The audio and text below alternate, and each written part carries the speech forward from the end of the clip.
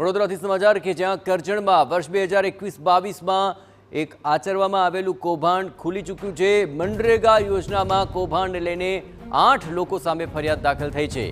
તાલુકામાં 2 કરોડ 72 લાખ રૂપિયાનું કૌભાંડ થયું હોવાની ફરિયાદ થઈ।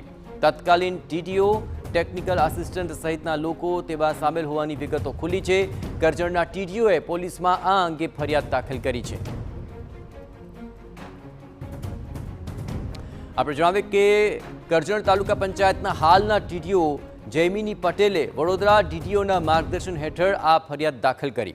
અત્રે ઉલ્લેખનીય છે કે વર્ષ 2021-22માં મનરેગા યોજના હેઠળના કામો માટે માલ સામાન સપ્લાયમાં ટેન્ડર બહાર પડાયું હતું। ત્યારે તત્કાલીન ટીડીઓએ ટેન્ડર પ્રક્રિયા પૂર્ણ કર્યા બાદ 11 નવેમ્બર 2021થી 31 માર્ચ 2022 સુધી ધનંજય કન્સ્ટ્રક્શન કંપનીને ઇજારો આપ્યો હતો।